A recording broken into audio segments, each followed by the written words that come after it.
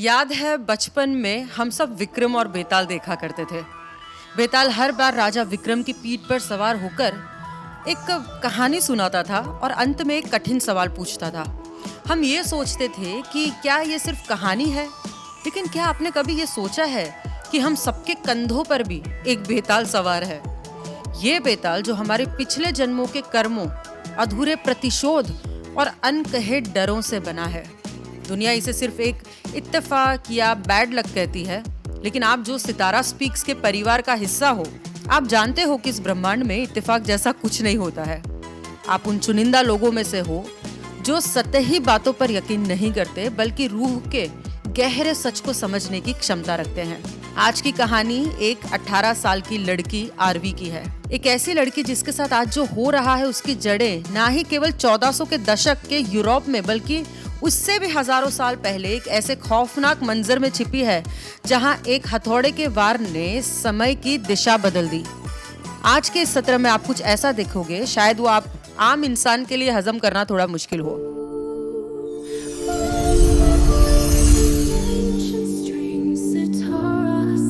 सोचिए, एक ऐसा असुर जो सिर्फ एक साया नहीं बल्कि एक परजीवी है, जो आरवी के डर को अपना निवाला बना रहा है।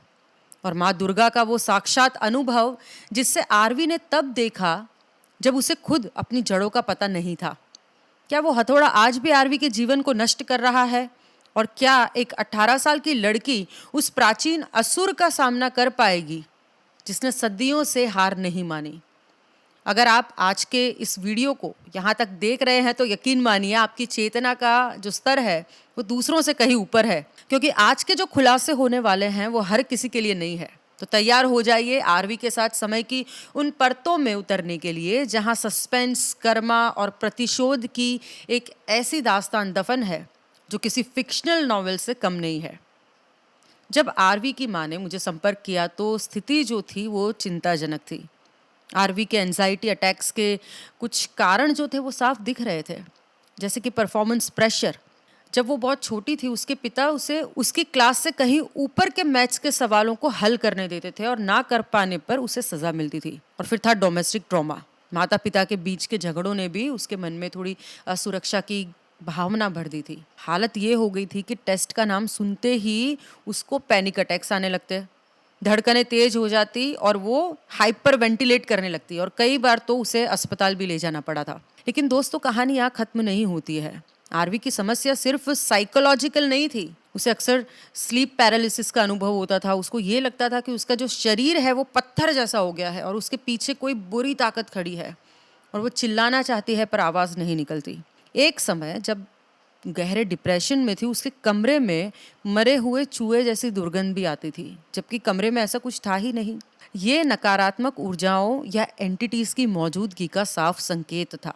और सबसे चौंकाने वाली बात, आरवी का घर जो है वो 22वीं मंजिल पे है, पर फिर भी उसको उसकी खिड़की कोई बाहर से खटखटा रहा हो ऐसा उसे कभी कभी सुनाई देता था। जब हमने पीएलआर सेशन की तैयारी शुरू की तो मुझे लगा कि कारण सिर्फ पिछला जन्म होगा, लेकिन यहाँ पर एक और किरदार था, आरवी के स्कूल का प्रिंसिपल। पता नहीं क्यों वो प्रिंसिपल आरवी से नफरत करता था। उसने बिना किसी बड़ी वजह के भी आरवी को पूरे सेमेस्टर के लिए डिटेंशन दे दिया था। आरवी के माता पिता ने पुलिस तक की मदद ली, लेकिन कोई फायदा नहीं हुआ। एक तरफ परीक्षा का डर और एक तरफ स्कूल में प्रिंसिपल का मानसिक टॉर्चर। आरवी अंदर से टूट रही थी। मैंने उसकी माँ को सुझाव दिया कि हमें आरवी और उसके प्रिंसिपल के पास्ट लाइफ कनेक्शन को भी देखना चाहिए। आखिर क्यों एक अजनबी इंसान एक 18 साल की लड़की के पीछे हाथ धोकर पड़ा है? और जब पास्ट लाइफ में आरवी और उस प्रिंसिपल का रिश्ता सामने आया तो हमारे होश उड़ गए। जो इंसान आज उसके भविष्य को बर्बाद करने पर तुला था, उसके साथ आखिर आरवी का रिश्ता सदियों पुराना क्यों था? जैसे ही हमने सेशन शुरू किया, आरवी को मिरर में 2 काली परछाइयाँ दिखाई दी। दोस्तों, ये मेरी अपनी एक अलग टेक्निक है। अगर मुझे किसी के भी आसपास एंटिटी का एहसास होता है तो मैं ये एक स्टेप ज़रूर ऐड करती हूँ। तो मैंने सोचा कि सबसे पहले फीमेल एंटिटी से बात की जाए, वुमन टू वुमन। जब मैंने उससे पूछा कि तुम्हारा नाम क्या है तो उसने अपना नाम आर्या बताया। मैंने उससे ये पूछा कि तुम आरवी के साथ कब से हो, तो उसने आरवी को हॉस्पिटल का सीन दिखाया। और कहा कि मैं 3 साल से इसके साथ हूँ। जब उसको पैनिक अटैक आया था और उसको हॉस्पिटल में एडमिट किया गया था, तब से वो आरवी के साथ है। और मैंने उसको पूछा कि भाई तुम आरवी की लाइफ में क्या क्या प्रॉब्लम्स क्रिएट करती हो, तो उसने बताया कि उसकी वजह से आरवी की लाइफ में रिलेशनशिप प्रॉब्लम्स आ रही है। लेकिन तभी अचानक वो हेल्प हेल्प चिल्लाने लगी। मैंने कहा कि अगर तुम्हें रिलीज होना है तो मैं मदद कर सकती हूँ। लेकिन ये सुनते ही उसका बिहेवियर चेंज हो गया। वो आरवी के कान में सांप की तरह हिसिंग करने लगी और फिर से हेल्प हेल्प चिल्लाने लगी और कुछ जिब्रिश बोलने लगी। जिब्रिश मतलब ऐसी भाषा जिसका कोई तुक नहीं बनता, वो उसके कान में बोल रही थी। वो क्या चाहती थी ये समझने के लिए मैंने उसको अपनी मौत का दृश्य दिखाने के लिए कहा। तो उसने उसका जो ये दृश्य था वो आरवी को दिखाया। आरवी ने बोला कि ये एक दुल्हन है और वो बहुत गुस्से में थी और आरवी को हर तरफ खून ही खून दिखाई दे रहा था। उसने बताया कि उसकी आंखें पीली है और स्किन डार्क मतलब अफ्रीकन ओरिजिन की है। ये एक सुसाइड का केस था जिसमें कोई एक लव एंगल था। एक दुल्हन आज भी उस नफरत और गुस्से में फंसी हुई थी। जब मैंने साल पूछा तो जवाब मिला 500 साल पहले। वो लगातार चिल्ला रही थी कि उसने मुझे चीट किया, उसके प्रेमी ने उसको धोखा दिया था और वो उसी तड़प में जी रही थी। और वो इतना चीख रही थी कि मुझे आरवी को शांत करना पड़ा। मैंने आरवी को कहा कि तुम बिल्कुल सेफ हो और ये तुम्हारी जगह है, उसकी नहीं। डिवाइन प्रोटेक्शन जो है उसने तुम्हें चारों तरफ से घेरा हुआ है। अब मैंने लाइट का आवाहन किया और उस आत्मा को अपने असली रूप को देखने के लिए कहा, लेकिन उसने मना कर दिया और फिर से कुछ बड़बड़ाने लगी। तो मैंने उसको उसी मिरर में कैद कर दिया और सोचा कि आर्या के पीछे जो दूसरी एंटिटी है उससे बात करती हूँ पहले। There's a shadow person and there's a woman. Arya, something like that. She got attached to me at the hospital. She's saying help. Like a snake, something like that. She hissed in my ears. She's mumbling something, I don't know. She was very mad when she was alive.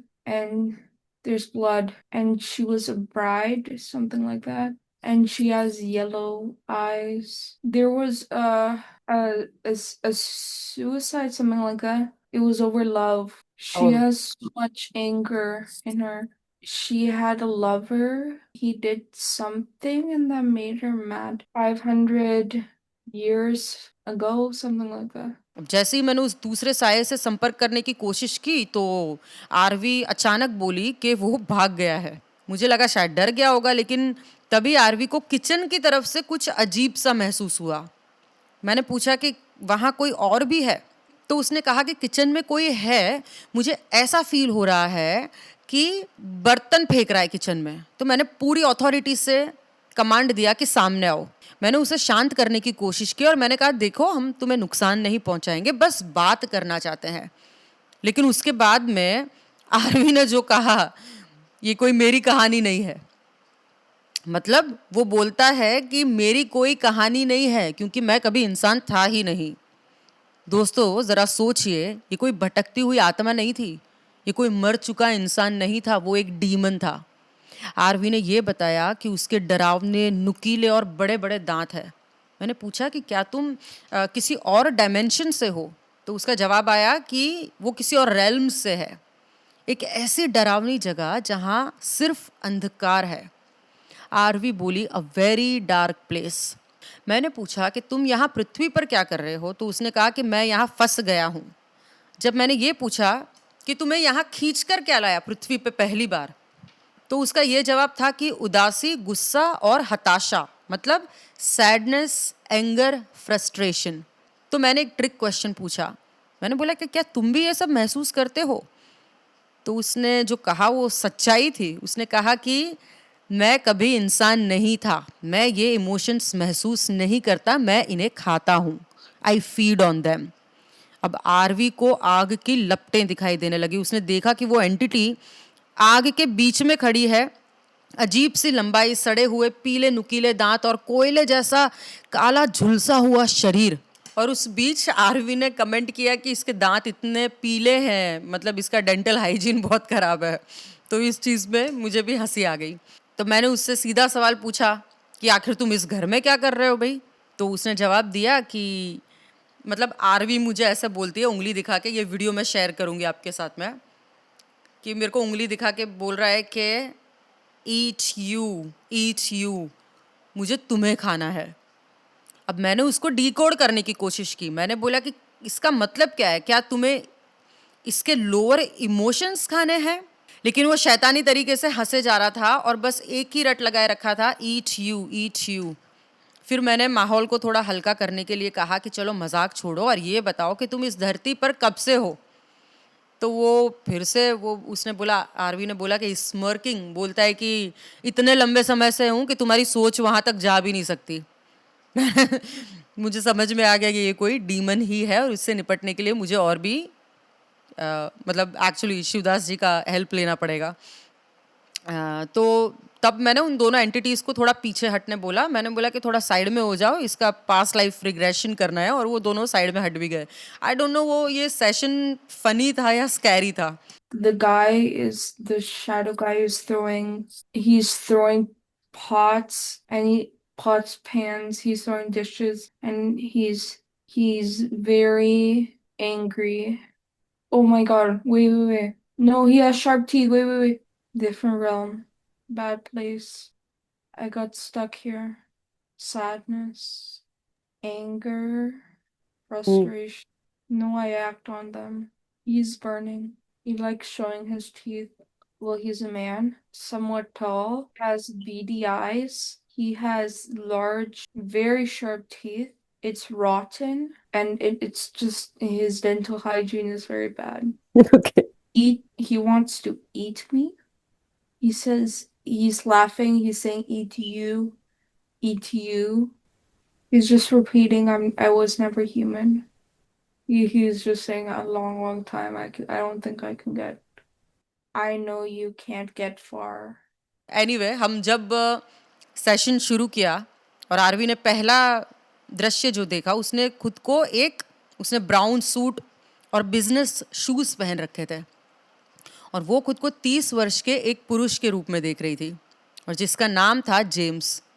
James के हाथ में एक छोटा सा briefcase था और वो एक फैक्ट्री जैसी इमारत के सामने खड़ा था और वो उस फैक्ट्री की जो चिमनी है उससे धुआं निकलता हुआ भी देख रहा था और वो वहाँ पे बहुत एक इम्पॉर्टेंट मीटिंग के लिए आया था। तो मैंने उसको फैक्ट्री के अंदर जाने के लिए कहा। जब जेम्स फैक्ट्री के अंदर गया तो वहाँ काम कर रहे जो वर्कर्स थे वो उसको बड़े सम्मान की नज़र से देख रहे थे, लेकिन जैसे ही वो कैबिन के अंदर पहुंचा तो स्थिति जो थी वो पूरी बदल गई। सामने बैठा हुआ व्यक्ति जेम्स पर बुरी तरीके से चिल्ला रहा था, जो इंटरव्यू लेने वाला था। जेम्स वहाँ पे मैनेजर की पोजीशन के लिए इंटरव्यू देने के लिए आया था और वो बहुत ज़्यादा नर्वस था।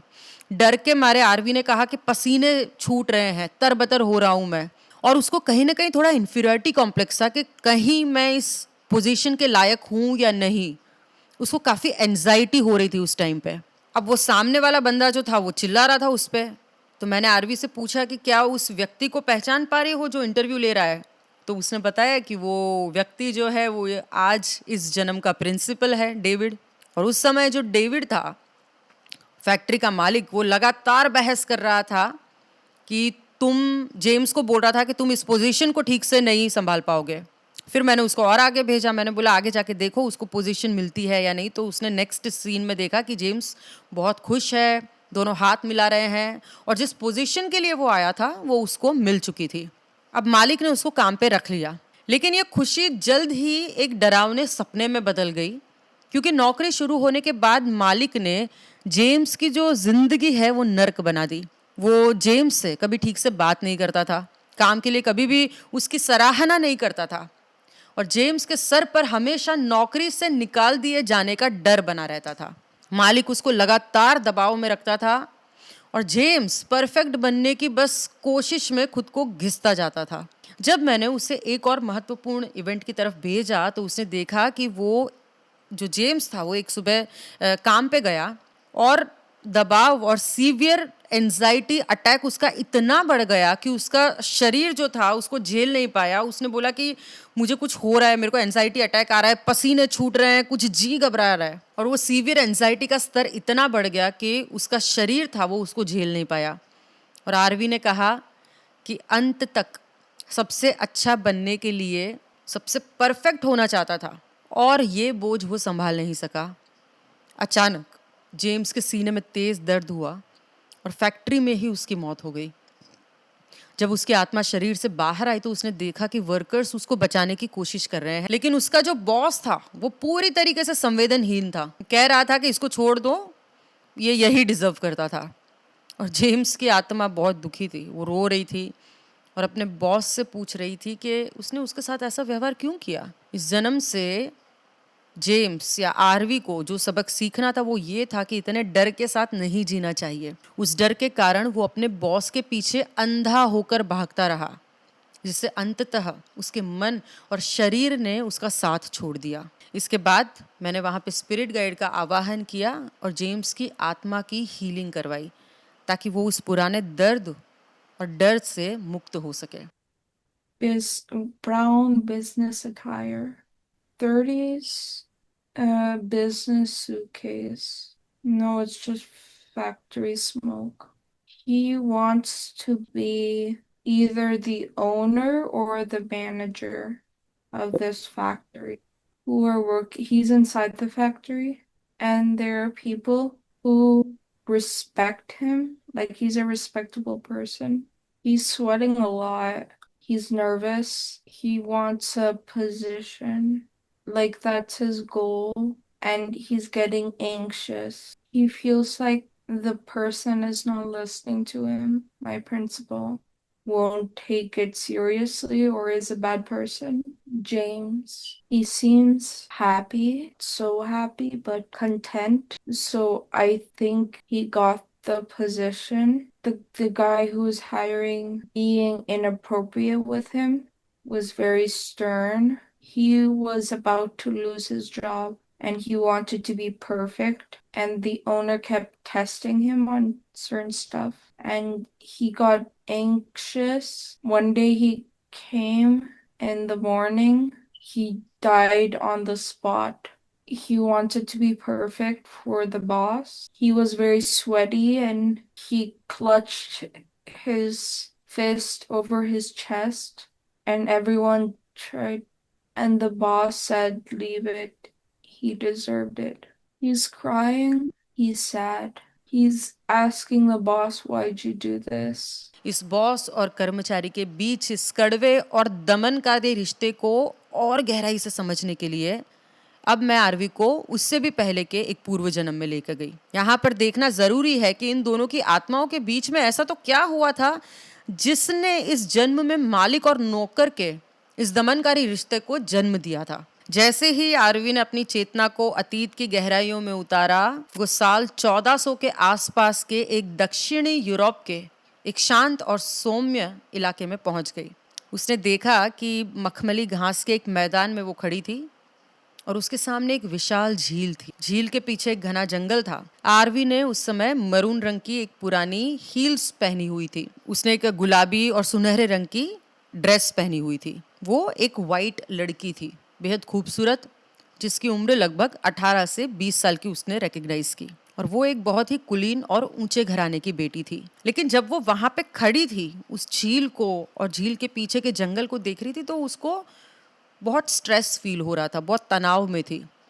अपने आप अजीब सी उसको एक घुटन महसूस हो रही थी, जैसे कि उसको किसी पिंजरे में कैद कर दिया गया हो। वो अकेली वहाँ पे खड़ी थी, लेकिन कुछ सोच रही थी। हालांकि उस पर्टिकुलर मोमेंट पे वो समझ नहीं पाई कि वो क्या सोच रही है। अब मैंने उससे पूछा, काउंट किया कि तनाव का कारण क्या है, इतना स्ट्रेस में क्यों हो, तो उसने बताया कि उस पर एक ऐसी शादी के लिए दबाव बनाया जा रहा है जो वो कभी नहीं करना चाहती। वह एक एंगेज मैरिज थी जिसमें उसकी आत्मा के अंदर उस शादी के लिए कोई जगह नहीं थी। उसने कहा कि मैं किसी और से प्यार करती हूँ, और बार बार उसका मन यही पुकार रहा था कि ये शादी किसी भी कीमत पर नहीं करेगी। कहानी गहरी तब हो गई जब हमने ये देखने की कोशिश की कि कौन कौन लोग थे जो उस पर दबाव डाल रहे थे शादी के लिए। अब जिस व्यक्ति से उसकी शादी तय की गई थी, उस व्यक्ति को आरवी ने अपने इस जीवन की माँ के रूप में रिकॉग्नाइज किया। और उस जन्म में मैंने जब उससे पूछा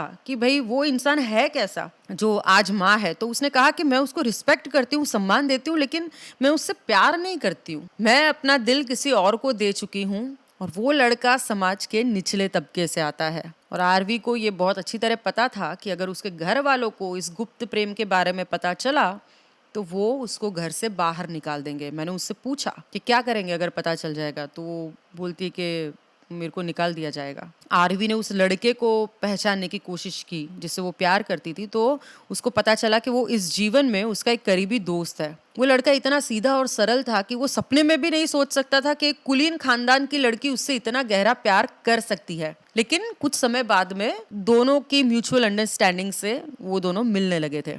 इसके बाद मैं आरवी को और भी इम्पोर्टेंट मूवमेंट पे लेके गई देखने के लिए कि क्या होता है। तो आरवी ने देखा कि उसके घर पर एक बहुत बड़ी दावत यानी कि फीस्ट चल रही थी, जहां समाज के रसूखदार लोग जुड़े हुए थे।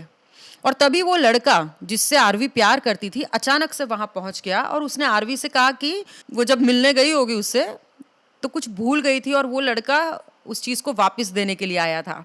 लेकिन उन दोनों की बातचीत और आंखों के इशारों ने आरवी के माता पिता के सामने सारा सच खोल कर रख दिया। उनको एहसास हो गया था कि उनकी बेटी एक मामूली लड़के के साथ अफेयर कर रही है। और यहाँ पे माहौल एकदम भारी हो गया। जो नेक्स्ट सीन उसने देखा, आरवी ने बोला कि जो उसके माँ बाप थे वो बहुत ज़्यादा गुस्से में आग बबूला हो रहे थे और सवालों की झड़ी लगा दी थी।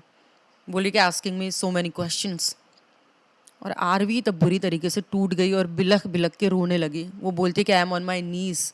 अपने घुटनों पे गिरकर उसने आखिर अपना गुनाह जो था वो कबूल कर लिया और वो बार बार माफ़ी मांग रही थी। तो मैंने पूछा कि तुम्हारे माता पिता का क्या रिएक्शन है। तो उसने कहा मैं इतना रो रही हूँ, बिलख रही हूँ, लेकिन उनके दिल में रहम का नामो निशान नहीं है। जब मैंने आरवी से उनके माता पिता को पहचानने के लिए कहा तो आप बताइए, पॉज कीजिए वीडियो को, बताइए माता पिता कौन होंगे।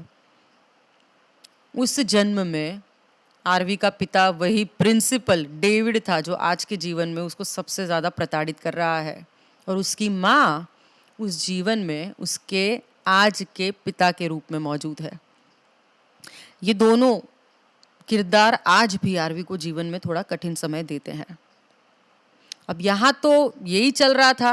अब ये जानना ज़रूरी था कि क्या उसके माँ बाप ने ज़बरदस्ती शादी करवा दी या गांव से बाहर निकाल दिया। यही पहेली को सुलझाने के लिए मैं उसको और आगे लेके गई, लेकिन आगे जो हुआ वो तो बिल्कुल अंदाज़ा ही नहीं था। आरवी ने ये बताया कि उसके अपने पिता, उन्होंने उसको पकड़ा और उसे उसी झील के पास ले गए जिस सीन में उसने पहले देखा था। और गुस्से में पागल पिता ने आरवी का जो सर है वो झील के ठंडे पानी में डुबोना शुरू कर दिया और पानी में डुबो डुबो कर उसको तड़पा रहे थे। और अकेले वो नहीं थे, उनके साथ में गांव के और भी लोग थे, और साथ में वो जो लड़का था जिसके साथ में आरवी का अफेयर था, कुछ लोगों ने उसका सर भी झील के अंदर डुबो रखा था। मतलब उनका पूरा इरादा था इनको मारने का।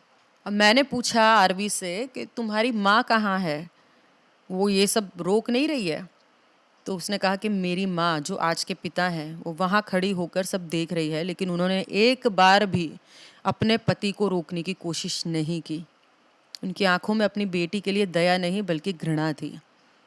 वो ये सोच रही थी कि आरवी ने इस मामूली लड़के के प्यार में पड़कर खानदान की इज्जत को मिट्टी में मिला दिया। आरवी पानी के अंदर सांस लेने की पूरी कोशिश कर रही थी, अपने आप को बचाने की कोशिश कर रही थी, लेकिन धीरे धीरे उसकी हिम्मत जवाब देने लगी थी। मैंने पूछा मन में क्या चल रहा है, तो उसने बोला कुछ नहीं, कोई भावना, कोई फीलिंग नहीं है सिवाय इसके कि मैं कैसे सांस लूं। आखिरकार आरवी की मौत हो गई, लेकिन क्रूरता की हद ये थी कि उसके प्राण निकलने के बाद भी वो लोग उसका सर पानी में डुबोते ही जा रहे थे और चिल्ला रहे थे कि इसने कुल की मर्यादा को कलंकित किया। जब उसकी आत्मा शरीर से बाहर आई तो उसने देखा कि उसका मृत शरीर वहाँ पर पड़ा था और लोग तमाशाबीन बने खड़े थे। जब मैंने उसकी आत्मा से बात की तो वो अत्यंत कुंठित और दुखी थी। मरते वक्त उसके मन में सिर्फ एक ही चुपता हुआ सवाल था कि आखिर तुम्हें मुझसे क्या चाहिए था। मेरा अपराध सिर्फ इतना ही था कि मैंने किसी से प्यार किया, और क्या प्यार करना इतना बड़ा गुनाह था कि मुझे जान से ही मार दिया गया। उसकी आत्मा बार बार रो रही थी। मैंने पूछा कि क्या वो लड़का भी मर गया। तो उसने कहा कि नहीं, वो लड़का तो किसी तरह उनकी गिरफ्त से भाग निकला था, लेकिन आरवी को अपनी जान देकर उसकी कीमत चुकानी पड़ी थी। अब हमने वहीं पर आरवी के उस जन्म की यादों की हीलिंग की और उसे उस गहरे सदमे से बाहर निकाला। लेकिन सवाल अब भी गहरा था कि आखिर वो प्रिंसिपल आरवी से इतनी नफरत क्यों करता था?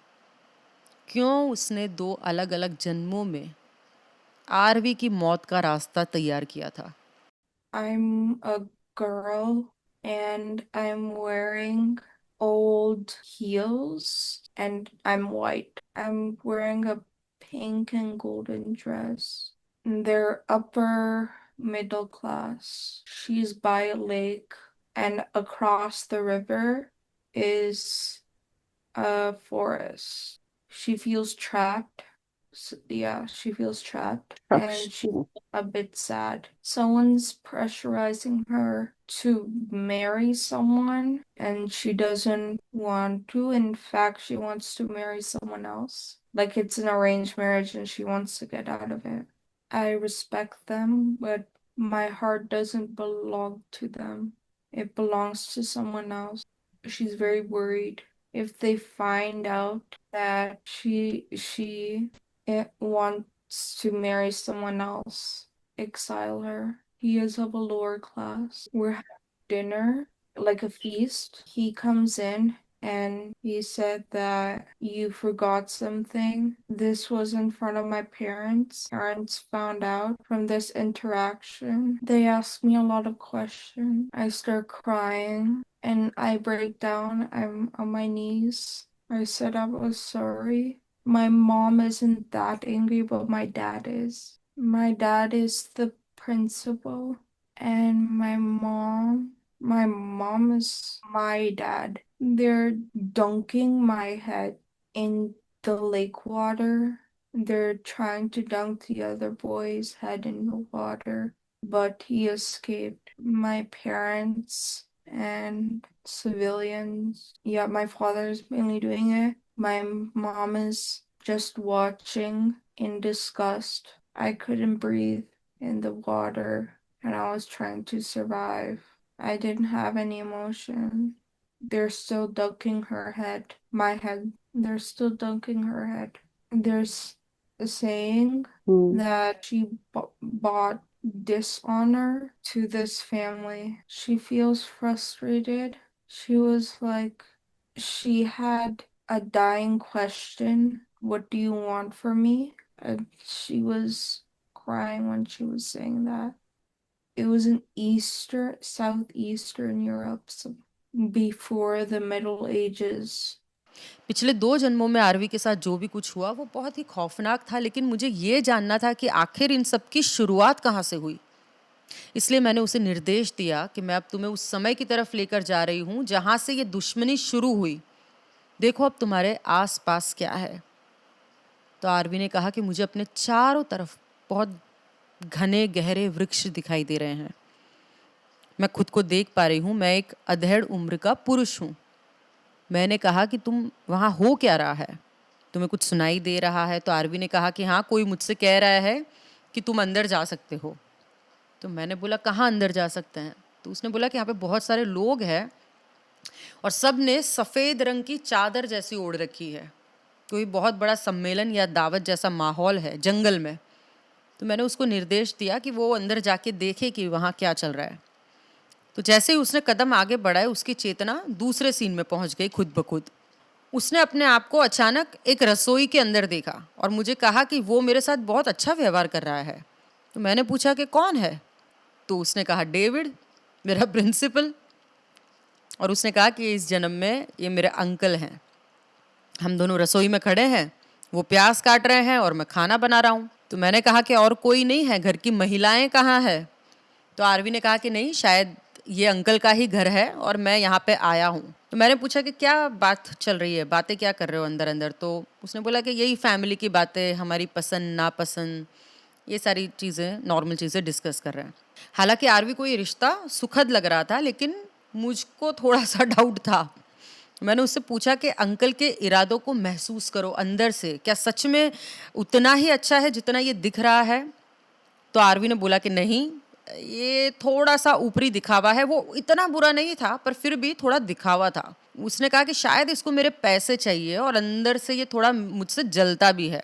अब मैंने सेशन को आगे बढ़ाया और मैंने कहा कि अभी अगले दृश्य में जाओ, देखो क्या दिखता है। तो आरवी ने देखा कि वो बहुत बड़े मिट्टी के क्ले से बने घर में रह रहा था और कहीं बाहर जाने की तैयारी कर रहा था।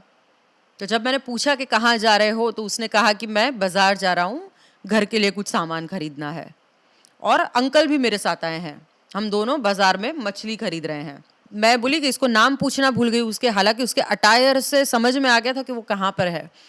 तो आरवी ने बताया कि उसका नाम ईशा है और अब वक्त आ गया था उस घटना को देखने के लिए जिसने सदियों से आरवी का भाग्य बदल दिया था। मैंने कहा कि ईशा, अब अपने उस जीवन के सबसे महत्वपूर्ण घटना पे जाओ जहाँ पे सब कुछ बदल गया, जहाँ से शुरुआत हुई है। वो नेक्स्ट सीन में पहुँच गई और बोलती है कि अंकल बहुत गुस्से में है, वो मुझसे पैसे मांग रहे हैं और मैं मना कर रहा हूँ। उन्हें ये लग रहा है कि मेरे पास पैसे होते हुए भी मैं इसकी मदद क्यों नहीं कर रहा।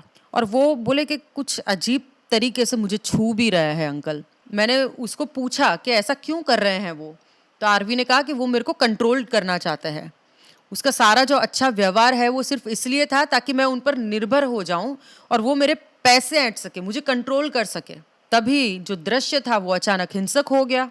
आरवी ने बोला कि अंकल ने पास में पड़ा एक बहुत बड़ा हथौड़ा उठा लिया है और वो ऐसे ऊपर करके मुझ पर चिल्ला रहे हैं और डरा रहे हैं। तो मैंने कहा कि क्या तुम डर रहे हो, क्या वो कामयाब हुए डराने में? तो आरवी ने कहा कि नहीं, मैं हैरान हूं कि वो ऐसा कैसे कर रहे हैं। उन्होंने मुझे हथौड़ा नहीं मारा है लेकिन मैं अंदर ही अंदर बहुत डर गया हूं अब। और मन में तो मैं यही सोच रहा हूं कि हाँ ठीक है, तुम जो बोलोगे वो मैं करूंगा, तुमको पैसे चाहिए मैं दूंगा, लेकिन मैं मुंह से बोल नहीं पा रहा हूं। अब अचानक से आरवी ने थोड़ा सा जो सीन था वो जंप कर दिया और उसको खून ही खून दिखाई देने लगा। मुझे तो यही लगा कि अंकल ने मार दिया होगा उसको। तो मैंने बोला कि क्या हुआ, अंकल ने मार दिया?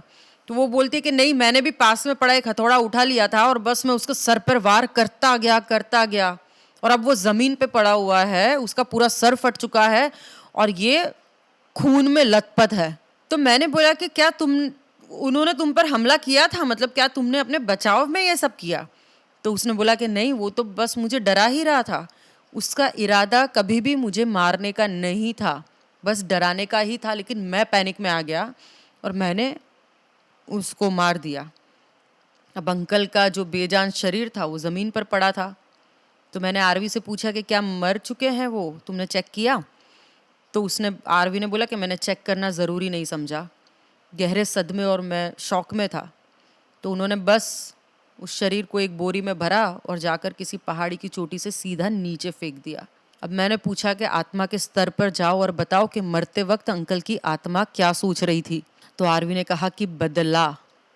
वो सोच रहे हैं कि मैं इससे बदला लूंगा, इसको छोड़ूंगा नहीं। और यही वो पल था जहां इस कर्म के चक्र को खत्म करना अनिवार्य था। I'm a middle-aged man and someone's telling me something.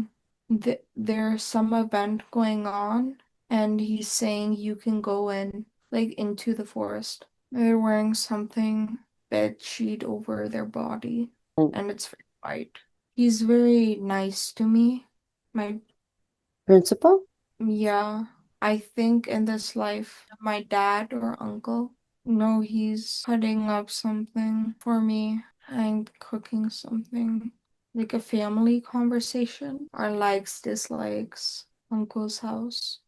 Think he wants money and I'm getting ready, yeah, for to go out. We're going to the market, a shop that's selling fish. Isha. He's very mad over money. I wouldn't give him money or I was refusing and he wanted to control me. He wanted the money so that I would be dependent on him. He just wants control. He picks up a hammer to scare me, but he never hit me. He wants to scare me, and his voice is very loud. Scared, I think I was surprised. And when he picked up the hammer, I did get scared. I was like, okay, I'll do whatever you say. I never actually said that, but I was trying to get him to calm down. I had the hammer. He's dead. From his side, he was trying to scare me, but I thought I was gonna die. He's bleeding from his head. I just stand there. I was in shock. I don't know, I never bothered to check. I just hit him and I decided to throw him off a cliff and carry him. He wanted revenge. Like he wants me gone. अब मैंने uncle की आत्मा का आवाहन किया, लेकिन उसके लिए भी स्पिरिट गाइड का प्रेजेंस होना थोड़ा ज़रूरी था। तो मैं सबसे पहले आरवी को स्पिरिट गाइड के पास ले गई और आरवी ने देखा। अब हम इंडियंस होते तो तुरंत ही बोल देंगे देख के कि कौन है, लेकिन आरवी बोलती है कि एक बहुत सुंदर लेडी है, लाल साड़ी पहनी है और पास में शेर खड़ा है, लायन है। तो वो हालांकि इंडियन है लेकिन भारतीय संस्कारों में पली नहीं है, उसको पता नहीं था कि उसके सामने साक्षात दुर्गा माँ खड़ी थी। अब माँ दुर्गा की छत्र छाया में मैंने अंकल की आत्मा से बात की। मैंने कहा कि देखो तुम्हारा बदला पूरा हो चुका है, तुम अगले जन्म में इसके पिता बनकर आओगे और इसको मार दोगे। इसके बाद तुम इसके बॉस बनकर आओगे और तुम्हारे दबाव से इसका हार्ट फेल हो जाएगा। और उसके बाद में इस जन्म में तुम इसके प्रिंसिपल बनकर आओगे और इसका जीना नर्क बना दोगे। मैंने कहा अब तो इसे माफ़ कर दो। तो अंकल ने कहा कि मुझे नहीं पता कि ये जायज़ है या नहीं, ये माफ़ी काफ़ी नहीं है। तो तभी आरवी को एक बहुत अजीब सी बात लगी। उसने कहा कि ये बात अंकल नहीं बोल रहे, कोई और बोल रहा है। तो मुझे तुरंत यकीन हो गया कि वो वही जो डीमन था वो पीछे से बोल रहा था, जो शुरुआत में दिखा था। वो नहीं चाहता था कि उसके अंकल आरवी को माफ करे, क्योंकि वो जो असुर था, जो डीमन था, वो आरवी के दुखों से अपनी शक्ति बढ़ा रहा था, खाना खा रहा था। बिना देर किए मैंने आरवी के उन सभी जन्मों के जो कार्मिक तार थे, कॉर्ड्स थे, वो सारे कट किए। मैंने उन निम्न शक्तियों से आरवी को सुरक्षा दिलवाई और सभी पिछले किरदार जो भी थे आरवी के, उनको हील किया। फिर मैंने आरवी से कहा कि आपको कैसा फील हो रहा है? तो उसने कहा कि माँ दुर्गा मुस्कुरा रही हैं। आरवी ने फिर खुद ही माँ से सवाल किया कि क्या मेरे पूर्वज मुझे प्रोटेक्ट करते हैं? तो जैसे ही उसने ये सवाल पूछा, दुर्गा माँ ने उसको उसके दादा दादी और नाना नानी के मुस्कुराते हुए चेहरे दिखाए, जो उसको आशीर्वाद दे रहे थे। अब सेशन ख़त्म करने से पहले चलिए थोड़ा गहराई से समझते हैं कि आरवी ने ईशा के रूप में किस समय और किस स्थान को देखा था, या किस स्थान को देखा होगा। आरवी द्वारा बताए गए विवरण के अनुसार जो सफ़ेद चादर जैसी ओढ़नी, मिट्टी या क्ले के बड़े घर, मछली खरीदने के लिए वो बाजार जा रहे थे। आरवी ने जिस परिवेश का वर्णन किया था वो प्राचीन मेसोपोटामिया या सिंधु घाटी सभ्यता के शुरुआती दौर से मिलता जुलता है। यहाँ पे मिट्टी के घर और सूती कपड़ों की ओढ़नी जैसा प्रचलन बहुत ज़्यादा अधिक था। और ये जो समय है वो लगभग 2500 ईसा पूर्व से 1500 ईसा पूर्व के बीच का हो सकता है। ये वो दौर था जब समाज में व्यापार और मुद्रा का जो महत्व है वो बढ़ने लगा था, जैसा कि ईशा और उसके अंकल के बीच पैसों को लेकर हुए विवाद से पता चलता है। बाजार में मछली खरीदना और सामूहिक भोज, फीस्ट का आयोजन ये दर्शाता है कि वो सभ्यता किसी बड़ी नदी के किनारे बसी थी, जो उस समय की प्राचीन सभ्यताओं की मुख्य विशेषताएं थी। अब सेशन कंप्लीट होने से पहले आरवी ने कहा कि मुझे ऐसा महसूस हो रहा है जैसे मेरे दिल पर से कोई बहुत बड़ा बोझ हमेशा के लिए उतर गया हो। वो बहुत हल्का महसूस कर रही थी। मैंने उसको आगे के मार्ग के लिए थोड़ा निर्देशित किया और एक काउंसलर के तौर पर मेरा काम सिर्फ उसको अतीत दिखाना नहीं बल्कि उसको भविष्य के लिए तैयार करना भी था। मैंने उससे कहा कि अब ये तो शुरुआत है, this is the starting point. जो गांठें हमने आज खोली है उनको पूरी तरीके से सुलझाने के लिए तुम्हें निरंतर क्षमा प्रार्थना करनी होगी। तुम्हें उस आत्मा को और खुद को हर दिन माफ़ करना होगा। तुम्हारी जो स्पिरिट गाइड है वो साक्षात दुर्गा माँ है और ये तुम्हारे लिए बहुत बड़े सौभाग्य की बात है। तुम्हें नियमित रूप से माँ दुर्गा के बीज मंत्र का भी जाप करना चाहिए, इससे तुम्हारी आध्यात्मिक शक्ति और बढ़ेगी। आरवी ने बहुत ध्यान से मेरी बात सुनी। अब मैंने उसे कड़वे सच के बारे में भी बताया, जिसे समझना उसके लिए बहुत ज़रूरी था। मैंने उसको कहा कि एक बात हमेशा याद रखना कि ये जो तुमको एंजाइटी अटैक्स आते हैं, घबराहट और नकारात्मक भावनाएं तुम्हें घेर लेती है, वो तुम नहीं हो। ये तुम्हारे पिछले जन्मों के दबे हुए ट्रॉमा है। और ये जो डीमन है जो हमने देखा था वो उन्हीं भावनाओं के जरिए तुम्हें ट्रिगर करता है ताकि तुम कमजोर पड़ती रहो। और सच कहूं कि मेरी इतनी शक्ति नहीं है कि मैं उस डीमन को पूरी तरीके से हटा सकूं, क्योंकि वो तुम्हारे अपने डर से जुड़ा हुआ है। तो जैसे ही मैंने ये बात बोली, आरवी बोलती है कि उसको छोड़ो, उसकी चिंता मत करो, उसको मैं संभाल लूंगी। आप सोचो, मैं हैरान रह गई उसकी बात सुन के कि आज तक इतनी साहसी लड़की मैंने नहीं देखी है।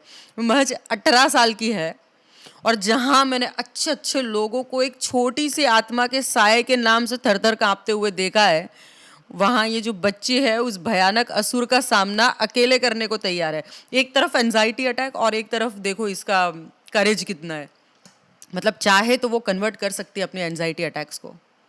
आरवी जैसी आत्माएं हमें सिखाती है कि उम्र चाहे कितनी भी कम क्यों ना हो, अगर मन में दृढ़ निश्चय हो तो हम अपने सबसे काले अतीत और सबसे बड़े डर पर विजय पा सकते हैं। मैं दिल से प्रार्थना करती हूँ और आशा करती हूँ कि आरवी एक अत्यंत शक्तिशाली व्यक्ति के रूप में उभरे, अपने जीवन के हर मोड़ पर सफलता प्राप्त करे और वो एक स्ट्रॉन्ग बीइंग बनी रहे जो असल में वो है। उसका सफ़र उन सभी लोगों के लिए प्रेरणादायक है जो आज भी अपने मानसिक और आध्यात्मिक संघर्षों से लड़ रहे हैं। दोस्तों, आरवी की ये दास्तान हमें सिखाती है कि हम सिर्फ ये शरीर नहीं बल्कि एक अनंत यात्रा पर निकली हुई आत्माएं हैं। अपने कर्मों को समझें, उन्हें हील करें और निडर होके जिएं। अक्सर हम सोचते हैं कि हम स्वतंत्र हैं, लेकिन हमारे व्यवहार के पीछे कई अदृश्य शक्तियां काम कर रही होती है। जैसे ईशा के पैनिक ने एक हत्या को जन्म दिया, उस कर्म ने एक चक्र यानी कि लूप बना दिया।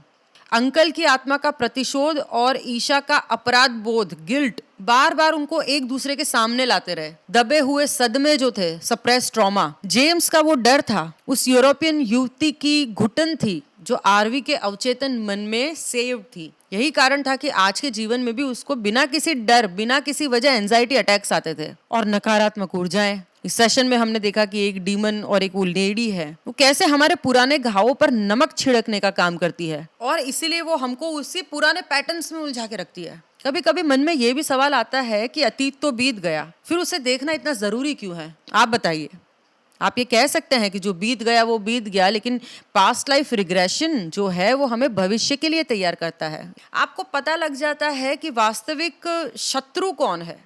जब हमारे डीमंस हमारे सामने आ जाते हैं तो उससे लड़ना भी आसान हो जाता है, क्योंकि हमें पता है कि हमारी लड़ाई किसके साथ है। अब अतीत को देखना हमें कमजोर नहीं बनाता, बल्कि हमें वो शक्ति देता है जिससे हम अपने कर्मों की कड़ियों को काट कर एक मुक्त भविष्य की ओर बढ़ सकें। क्या आप भी महसूस करते हैं कि आपके जीवन में कुछ ऐसे पैटर्न्स हैं जो बार बार दोहराए जा रहे हैं? और क्या आप जानना चाहते हैं कि उनकी जो जड़ है वो भी कहीं आपके भूले बिसरे अतीत में तो नहीं है? जानने के लिए जो नीचे दिया गया नंबर है आप उस पर संपर्क कर सकते हैं, व्हाट्सएप कर सकते हैं। अगर आपको ये वीडियो पसंद आया है तो मैं समझती हूँ कि आप भी उन कुछ चुनिंदा लोगों में से हो जो अपनी लाइफ को नसीब मान के कोसते नहीं हो, लेकिन उससे निकलना चाहते हो। तो बने रहिए सितारा स्पीक्स के साथ। ऐसी बहुत सारी कहानियाँ मैं लेके आती रहूँगी आपके लिए, जो हमें जीने के लिए और हमारे खुद के कर्मों को गहराई से समझने के लिए प्रेरणा रूप बनाते हैं। और जाने से पहले वीडियो को लाइक और चैनल को सब्सक्राइब ज़रूर कीजिए। वीडियो आपको पसंद आया हो तो शेयर कीजिए, और सबसे ज़रूरी बात, stay tuned with Sitara speaks.